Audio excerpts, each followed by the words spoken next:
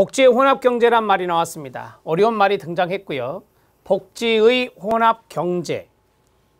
복지라는 단어가 들어갔고요. 그 다음에 혼합이란 말이 들어갔는데 이것을 다른 말로 우리가 복지다원주의라고 말해요. 동의어를 알아놓으면 문제 풀 때 필요하겠죠. 복지의 혼합경제를 다른 말로 뭐라 한다? 복지다원주의라고 말해요. 여기에 관한 설명으로 옳지 않은 것은 입니다. 여러분, 복지다원주의가 무엇입니까? 복지 공급 주체가 많아졌다라고 하는 거거든요. 복지 공급 주체의 다양화를 말합니다. 그러면 복지 공급 주체가 다양화된 시기가 복지국가의 팽창기입니까? 아니면 위기기입니까? 둘 중에 하나만요. 네, 복지국가의 위기기입니다. 복지국가의 위기기가 되면서 민간이 더욱더 강화가 되고 바로 공급 주체가 많아지게 된 것입니다. 그래서 복지국가 위기기와 연관된 내용이다. 이렇게 쑥 훑어내셔야 됩니다. 그래야 여러분들이 여기에서 연관된 것들을 잘 읽어 나갈 수 있어요. 사회복지 서비스의 생산, 전달, 재원 등에서 다원화를 강조한다. 당연히 맞겠죠. 사회복지 서비스의 영역이 사회시장 영역에서 경제시장 영역으로 확대됨을 의미한다. 사회시장이라 하면은 우리가 쉽게 말씀드리면 사회시장은 국가와 연관성이 있다면 경제시장은 민간과 연관성이 있겠죠. 그래서 민간으로 확대됨을 의미하는 것 맞습니다. 여기는 국가 또는 비영리가 들어갈 수 있습니다. 비영리가 들어갈 수 있지만 이 민간은 영리와 연관성이 있는 것이죠. 그러면서 확대가 됐고 복지 공급 주체가 많아지게 된 겁니다. 서구의 복지국가 황금기에 나타난 현상으로 복지 국가 개입의 확대와 연관된다. 아닌 거 아시죠? 오답노트가 이거예요. 복지국가 위기기와 연관성이 있습니다. 국가 개입의 축소와 연관성이 있습니다.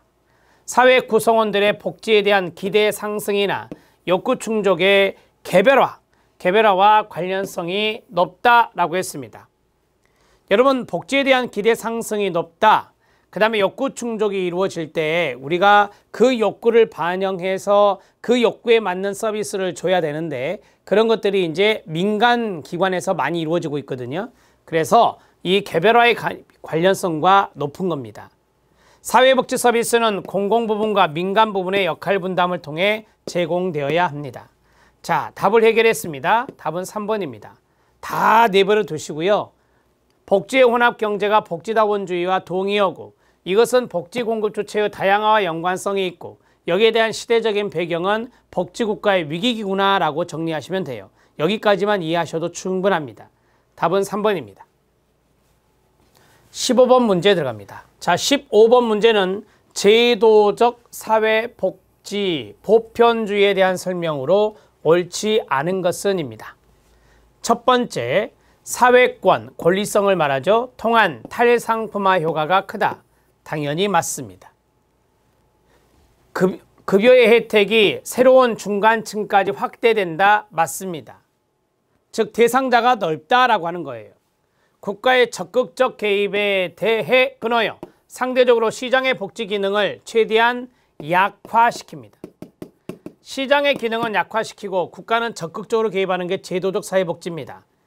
국가가 미리 가족생활의 비용을 사회화하는 끊고 가족수당 제도가 발달되어 있는 게 제도적 사회복지 보편주의입니다.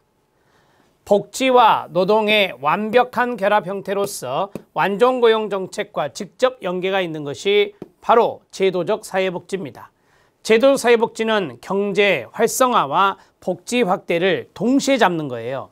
그래서 복지와 노동의 완벽한 결합으로 완전고용 정책과 연관성이 있습니다. 답은 3번입니다. 15번 문제는 어렵지 않습니다. 16번 문제 들어갑니다.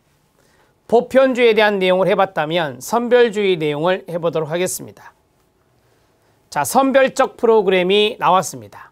선별적 프로그램의 대표적인 것을 배웠죠. 공공부조입니다. 단점이네요. 옳지 않은 것은 입니다. 첫 번째, 수급자와 비수급자 간의 갈등이 야기될 수 있습니다. 만약에 공공부조를 비효율적으로 운영했을 때 공공부조를 비효율적으로 운영했을 때 수급자와 비수급자 간의 갈등이 야기될 수 있다는 겁니다. 자격이 있는 빈자의 신청이 기피된다? 왜 신청 기피 현상이 나타나냐면 낙인감이 있기 때문입니다. 낙인감이 있기 때문에 신청 기피 현상이 나타나는 거예요. 맞습니다. 낮은 목표 또는 대상 효율성 아니에요. 목표 효율성은 선별된 대상에게 제한된 자원을 집중적으로 할당하는 건데 이 목표 효율성은 높습니다. 높은 목표 효율성입니다. 공공부조는 목표 효율성이 높습니다.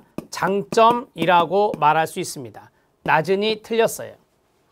그러면 운영 효율성은 어떻게 될까요? 네, 운영 효율성은 낮습니다. 운영 절차가 자산 조사를 하기 때문에 운영 절차가 복잡해요. 그래서 운영 효율성은 낮습니다. 이것이 공공부조의 선별적 프로그램의 단점이 되는 거예요. 정치적 지지 기반이 협소하다라고 했습니다. 여러분, 정치적인 지지, 즉 대중의 지지를 많이 받을 수 있는 정책은 사회보험 정책이나 사회수당 정책이에요. 공공부조 정책은 정치적 지지 기반이 작습니다. 협소하다라고 했어요. 자, 여기를 좀 쉬운 말로 정치적 지지도, 정치적 선호도라고 하는데요. 그것이 낮다. 이렇게 정리하시면 됩니다. 비효율적인 집행의 경우 계층 간의 갈등이 발생한다. 1번에서 말씀드렸던 것입니다. 답은 3번입니다. 자, 16번 문제, 15번과 16번 문제 중에서 16번 문제가 조금 더 좋은 문제라고 볼 수 있습니다. 그래서 16번 문제 체킹해 주시고요. 3번이 답이 되겠습니다. 17번 문제 들어갑니다. 자, 17번 문제는 복지국가 정착기와 관련된 문제인데요. 복지국가 정착기의 대표적인 학자가 케인즈입니다. 옳지 않은 것은입니다. 차분하게 읽어보면 해결할 수 있습니다. 1930년대 경제 대공황과 연관성이 있고요. 프랭클린 미국의 루즈벨트 대통령은 침체된 경제를 해결하는 방법으로 케인즈 이론을 선택하게 됩니다. 뉴딜 정책을 펴죠. 성공하게 됩니다. 케인즈는 경제의 악순환을 타파하기 위해서 소비와 투자 수요 등 소비자의 수요 측면, 그것을 강조하는 유효수요 이론을 강조했던 것이 바로 케인즈입니다. 맞습니다. 미국의 뉴딜 정책은 케인즈 이론을 밑바탕으로 하고 있고요. 앞에서 말씀드렸습니다. 복지국가의 정착은 시장 경제의 문제에 대해 국가가 개입을 하는 겁니다. 이것을 우리가 정부의 간섭이라고 하죠. 케인즈가 말한 정부의 간섭을 말합니다. 그래서 자본주의를 수정하는 수정자본주의 출현과 관련성이 있는 것이 복지국가 정착입니다. 복지 정책의 발달의 배경은 전쟁의 영향, 2차 세계대전이 되겠죠. 진보적인 정치 집단의 집권, 노동당이 되겠죠. 산업화의 진전, 이것은 복지국가 황금기, 복지국가 팽창기의 배경입니다. 복지국가 정착기와 상관이 없고요. 복지국가 팽창기와 연관성이 있다. 이렇게 보시면 되겠습니다. 17번의 답은 5번이 답이고요. 여러분들이 케인즈주의나 복지국가의 정책과 연관되어서는 이 1, 2, 3, 4 네 가지를 야무지게 아시면 되겠습니다. 17번의 답은 5번입니다. 18번 문제 들어갑니다. 17번 문제는 정착기의 문제였습니다. 이제 위기기와 연관된 문제를 풀겠습니다. 복지국가 위기기와 관련이 없는 내용입니다. 1970년대부터 1980년대까지를 우리가 대개 위기기라고 봅니다. 오일쇼크가 일어나죠. 70년대 초반에 오일쇼크가 일어나고 그럴 때 경제 성장률이 하락이 됩니다. 그러면서 복지국가는 위기를 맞습니다. 심각한 디플레이션이 아니라 여러분들이 알다시피 물가가 상승을 합니다. 경제가 침체했는데도 불구하고 이게 바로 스태그플레이션입니다. 스태그네이션과 인플레이션이 결합된 단어죠. 스태그플레이션이라 해야 됩니다. 국가, 자본, 노동, 노사정이라고 하죠. 화해적 정치구조에 치명적인 균열이 생기게 됩니다. 보수 성향의 정당이 집권하게 됩니다. 보수당 집권입니다. 자유시장 경쟁 체제로 회귀의 흐름이 일어납니다. 쉽게 말하면 국가의 적극적 개입은 축소가 되고요. 자, 시장에 맡기는 자유시장 경쟁 체제로 회귀의 흐름이 일어나는데 그 이념이 바로 신자유주의 이념과 연관성이 있습니다. 답은 2번입니다.